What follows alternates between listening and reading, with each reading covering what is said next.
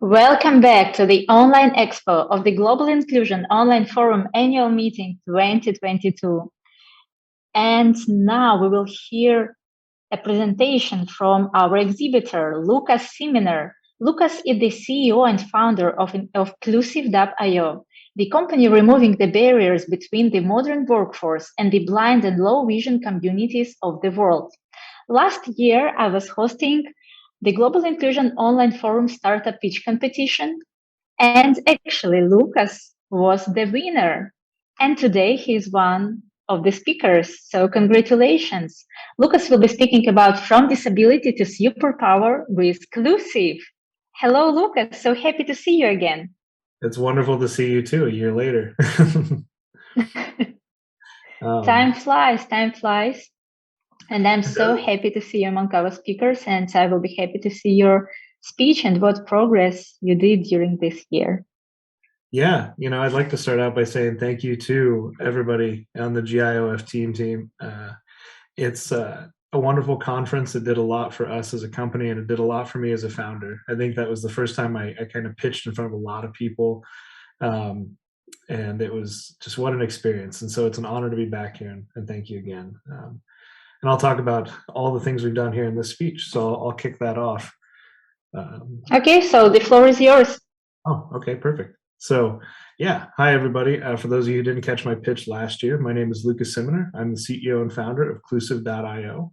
We are the world's first e-learning platform built for and by people who are blind and visually impaired. A little bit about me as a background. I'm a former paratrooper in the United States Army. I'm a Purple Heart recipient, which means I got wounded in Afghanistan. Went to nursing school, and I got my bachelor's degree in nursing at the University of Nebraska. And I ended up somehow getting lost and going to the University of Texas at Austin for software engineering down the road. So that being said, yesterday was a big day. It was GAD Day, Global Accessibility Awareness Day, and today we're at this awesome conference, the Global Inclusion Online Forum, and that played a big part in the story of Clusiv. But my story started a lot earlier when it came to disability and being a differently able person.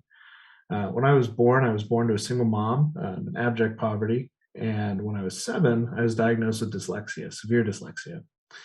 And unfortunately, as we all know, your economics, your socioeconomics play a big role in how being differently able affects you, the resources you can achieve, and the help. So that being said, at the age of 7, being diagnosed with severe dyslexia in the late 90s, they still treated that as a mental problem, big mental problem, I should say. And they threw me in a trailer back behind our school and a bunch of other kids and made us read the same book probably 12 times over every week. And that was kind of the K through 12 experience for me. It never got better. It was always repetitive, and very rarely was it actually challenging. That I grew up thinking that I was dumb because that's what I'd been told. And, that didn't really change until long after I got out of the Army. And I was recovering from my wounds, and I had started to go to college and realized that I was actually pretty smart.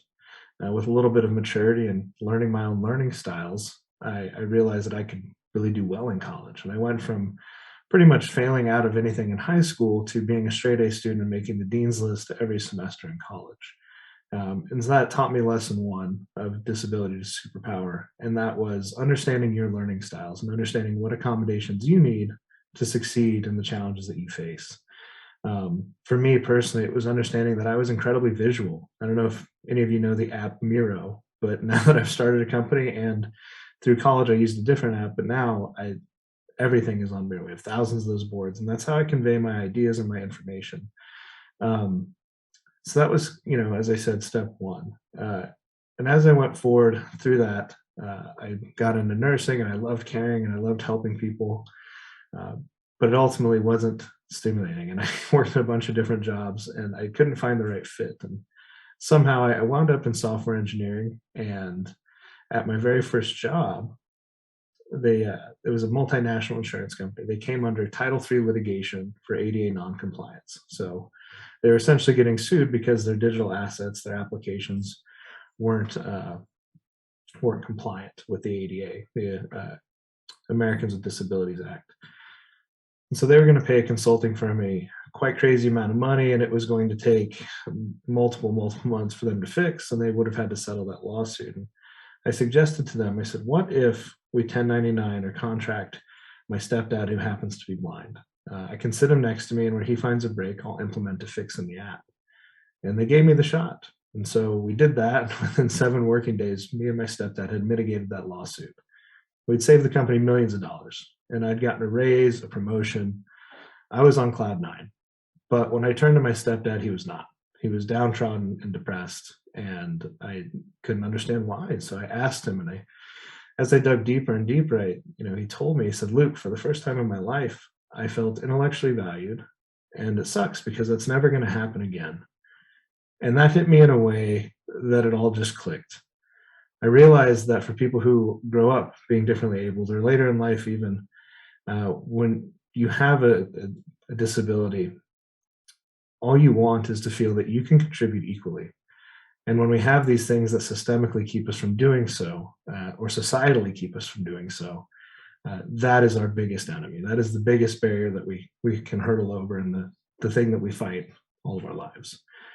And so as I dug deeper into my stepdad's story, I realized that in America, we have 7.6 million blind and visually impaired individuals per the last census. The unemployment rate at that time was also marked at about 76%. The average salary was $27,000. These statistics were just staggering to me.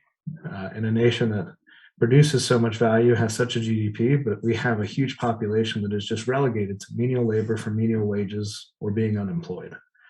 And I dug deeper from that because I could not sit still, sit idly by, now knowing that a part of our population was oppressed in such a capacity. And it hit so close to home. And so what I did is, as I did this research and I went and I understood the scale of the problem, I realized that one of the biggest causal factors was that no one had ever made training to that specific user experience. When a blind or visually impaired person uses a computer, they use a screen reader, which reads off the HTML, or the semantic code, if you will, of the text.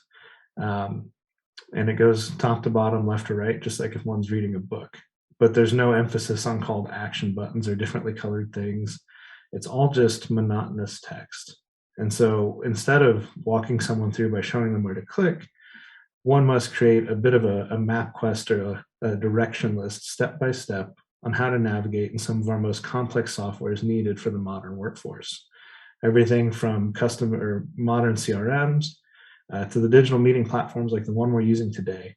And then going into the soft skills, the etiquette on how to interact in these things because they've been kept off of them their entire lives. When I identified this gap, I realized I needed to make training. And not only that, but it needed to scale. So that was the birth of Clusiv. And shortly after the birth of Clusiv, which Clusiv was legally incorporated May 13th last year, so the 1-year birthday is just coming up, I pitched at this very competition, and I told the world at the biggest stage at that point so far exactly my ambitions and how I was going to go about doing this. And luckily, everybody voted and they believed in me. And I'm glad to say that here we sit a year later. We launched the product at scale on May 1st. On May 10th, I pitched all 50 United States. And as of May 13th, we have letters of intent and purchase orders for over $1.5 million worth of enrollments. We are active in 10 states, and we're still growing. We actually are starting to form a wait list with the states that are waiting to get implemented. We're working with multiple big companies to create direct pipelines for our awesome talent that is graduating through Clusiv training to fill the labor shortages that we're facing here. This launch in the United States has been incredibly promising. It's been a thing of beauty and a dream that very few people really believed in outside of the people here at JIOF and our few investors. So I say thank you all for that. Thank you for the hosts, the people that put this all together. And I also want to say that I look forward to expanding this into Europe.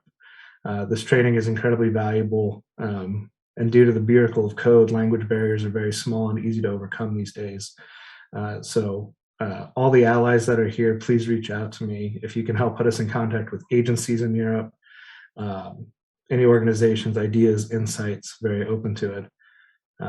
But to sum this all up, before we go to Q&A, I wanted to come full circle and say that, turning a disability into a superpower is understanding what an individual's strengths are and how they're different and how they've been increased in certain capacities with their new different ability, I guess is a good way to put it.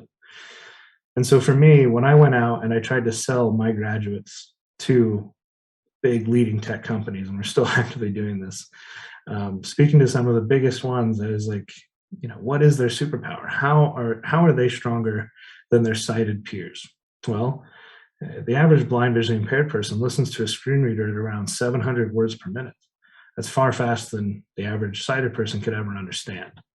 And if you haven't heard a screen reader running at full speed, I encourage you to YouTube a video of it or ask a friend to do so. It is quite impressive. So the ability to intake and output that information rapidly was one of their superpowers. The other one is there's one demographic of person in this world that is uniquely qualified to go be a part of your engineering process, a part of your product lifecycle, and tell you not only is your app customer facing or internal facing accessible, but it's actually usable. And I think that that's something that gets overlooked so much, is the gap between legally being accessible within standards and actually providing a delightful user experience for someone using a screen reader. I can tell you these things do not limit your design capabilities. You can still make something beautiful, but you need to test properly. And we provide the talent to help you do so. And that right there, when we identified those superpowers, that is what changed the game for Clusiv, changed the lives of many of our graduates, and will hopefully ultimately create a societal shift where we no longer see blind people relegated to subsidized warehouses for less than minimum wage, but instead have them as leaders on the sales floor, the customer service floor, in every capacity of leadership, CTOs, CEOs, etc. And so I have a few minutes left for Q&A, and I want to open that up. But thank you all for the opportunity to come back and speak. And yeah, I'll open it up.